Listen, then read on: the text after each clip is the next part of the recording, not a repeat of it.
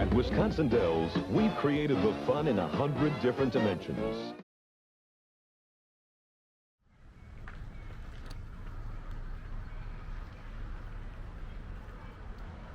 Okay, we made it to Lakemont Park.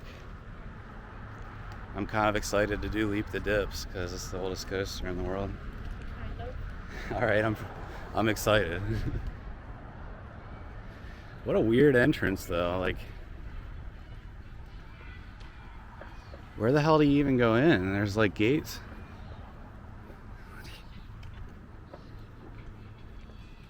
Is it open anywhere? Like, oh, right here. All the other ones were closed off. I'm like, what's going on?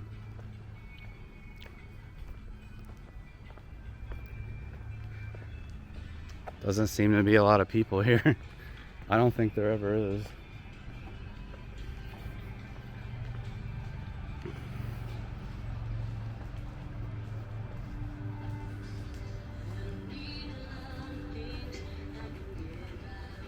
Oh cool, they have a nice mini golf course, look.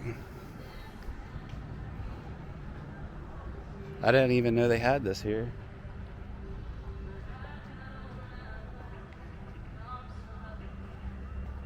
Looks pretty nice.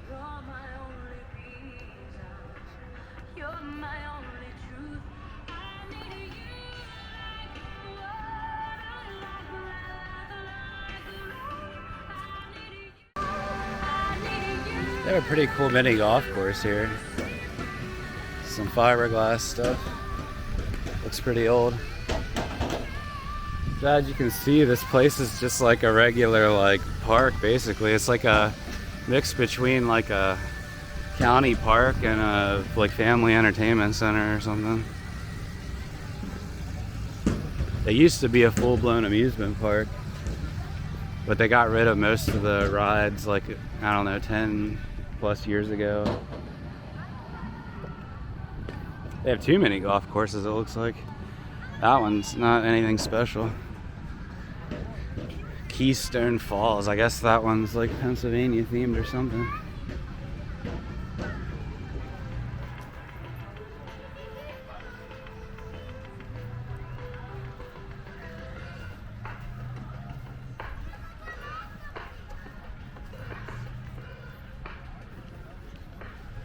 Yeah, it's a shame that they don't have more rides here like they used to. Guess they're having a food festival day thing here with some food trucks.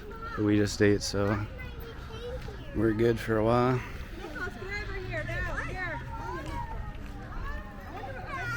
Meatball madness.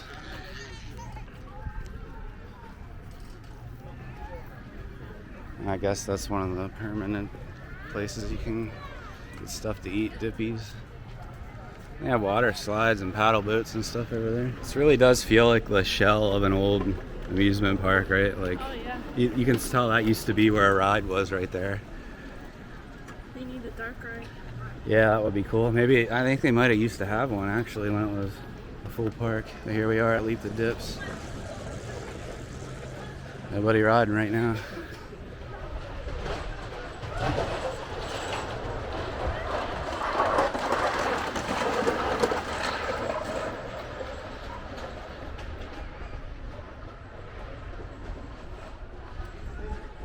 Are you ready to ride the oldest coaster in the world?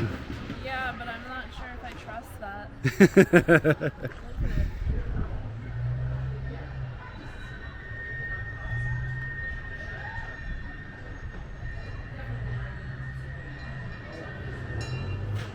These tickets are pretty cool. It'd be cool to just keep one. Or maybe they do. Like, maybe they just rip the end off and give you back the other side.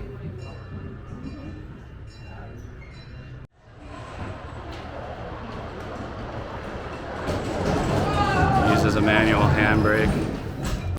All right, here we go.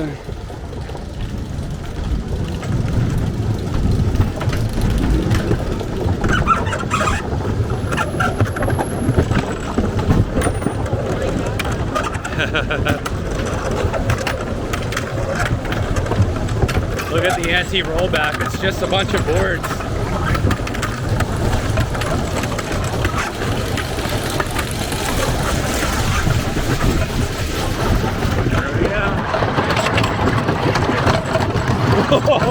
can feel it coming off the track. Oh my god. Whoa! Oh my god. Wow.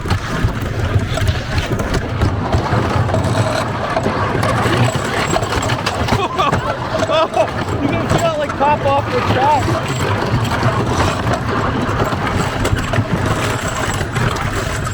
Oh my god.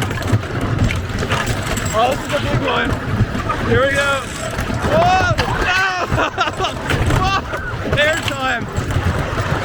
Airtime on that hill.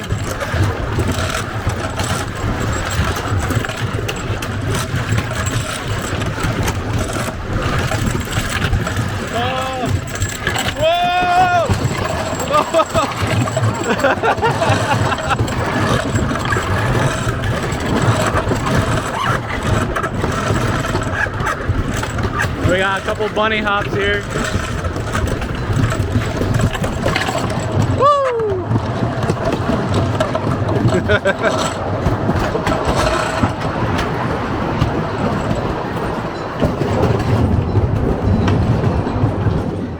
That was awesome. So how did you like your ride on the world's oldest roller coaster? It was great. I got a lot of airtime in the back seat.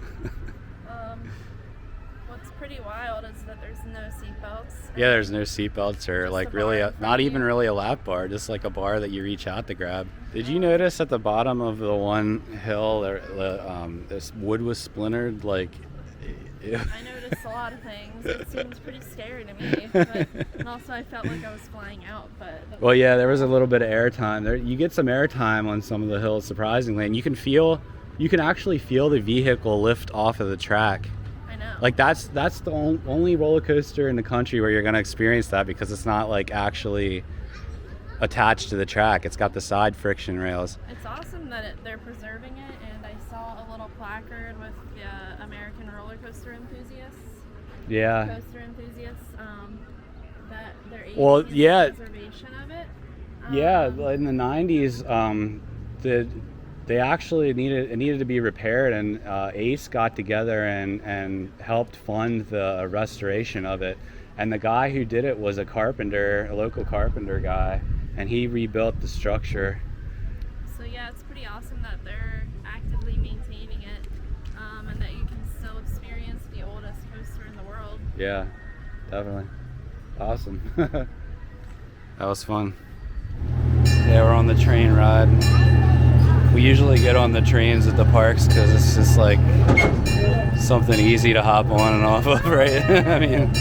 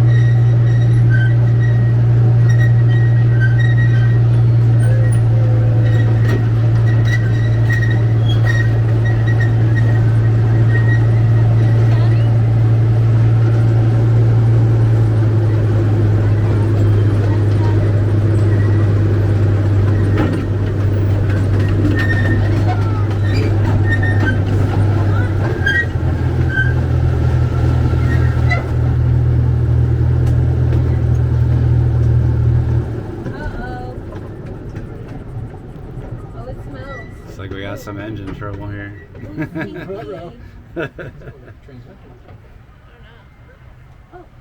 got it. Did the transmission go out? I think the radiator had exploded. The radiator. Yeah, that's what it smells like, the radiator. It smells like a train. It smells like We were gonna ride the train. We got about maybe a fourth of the way in, and then it broke down. What happened? Yeah. We had a problem last week with the radiator hose. Radiator hose. And they replaced it. It looks like it wasn't replaced as well as they thought it was. Wow. It's on the floor now. We are here at the Skyliner at Lakemont Park. Here's a fun little model of the roller coaster car. Justin is getting on the ride now. We're gonna see him take off from here. And then I will walk over to the left side to show you more of the ride once it is in motion.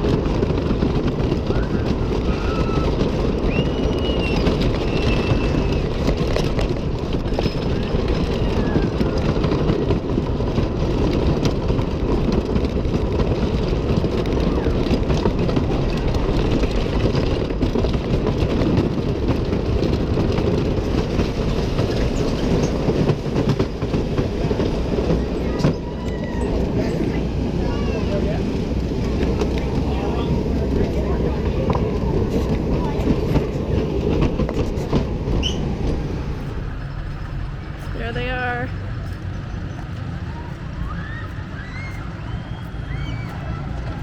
Ooh. Oh, that's a big one.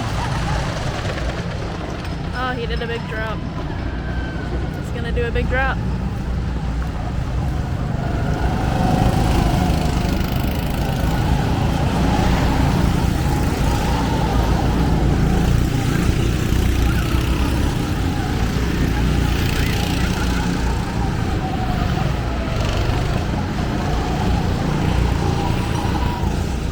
Wow.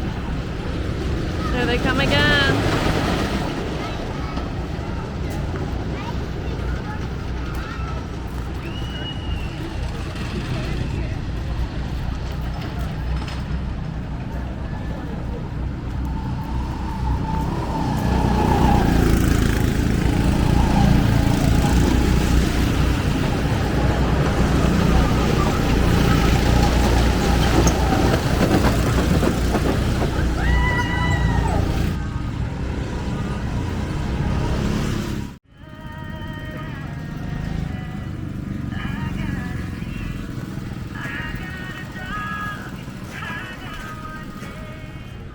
So I just got off the Skyliner.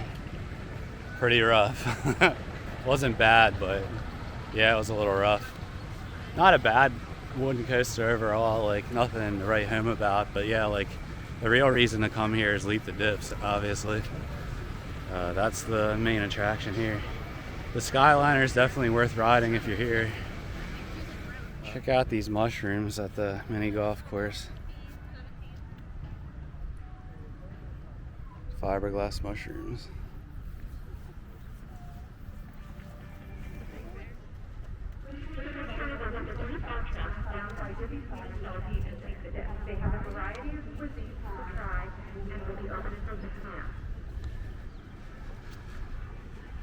So yeah, that was Lakemont Park. not much of an amusement park left other than, you know, the 2 coasters. What else did they have? The train ride, which broke down. And a cars ride. Is that it? And go-karts. Mini golf. And mini golf. Yeah, it's worth the stop for Leap the Dips alone, because that was quite an experience. Not for the faint of heart. If you're afraid of like decrepit rides. But yeah, the Skyliner was pretty good. Decent. So we just stopped at Inlow's Drive-In. I found this place on roadsidearchitecture.com. Yeah, really good hot dogs. We got a foot-long hot dog with chili, I guess they called it dog sauce and cheese. All right, so we just got food from Inlow's Drive-In. I'll show you the sign then after. Unfortunately, they used to have a really cool and kitschy sign, but Justin said they recently got rid of it. Yeah, it looks like it. So yeah, we got some fresh cut fries here. Look good. And then we got what they're supposed to be famous for is the foot-long hot dogs. Oh, it's really that long? Yeah, it is a foot long, yeah. For the combo? Okay, I thought it was kind of expensive for one combo, but if it's that big, then yeah. No, I thought it was a good price. Yeah, it is. Wow. Oh my god. It's a little messy, but alright, let's go for it. They call this dog sauce chili because it's just chili with no beans. Kind of tastes like a sloppy Joe. Like a hot dog. No, I like it. It's good. What's the score out of 10? It's different. Yeah, I haven't had like too many hot dogs lately, but for the first hot dog of the trip, I think I'll give it a good like 7.5 to 8. All right. It's pretty good. Okay, let's try the fries here. They look good. Oop. Fresh cut. Mm-hmm. Ooh, they're hot. Oh yeah, they're good. They need salt, but... Well, you're missing the best part. Oh yeah, I forgot. We got vinegar. Always need vinegar. Let's do this. Try it with the vinegar.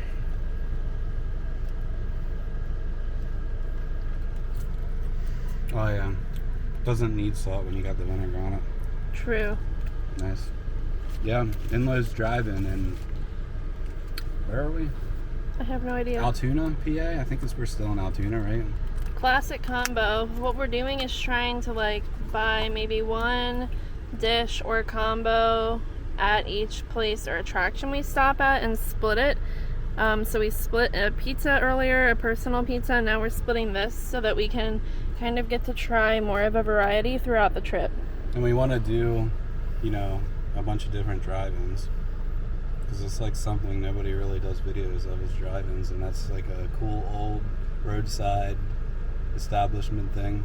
Definitely part of roadside culture, and Sure. we love to support small businesses and independent establishments as well. So we will definitely be hitting up many more mom and pop restaurants throughout this trip.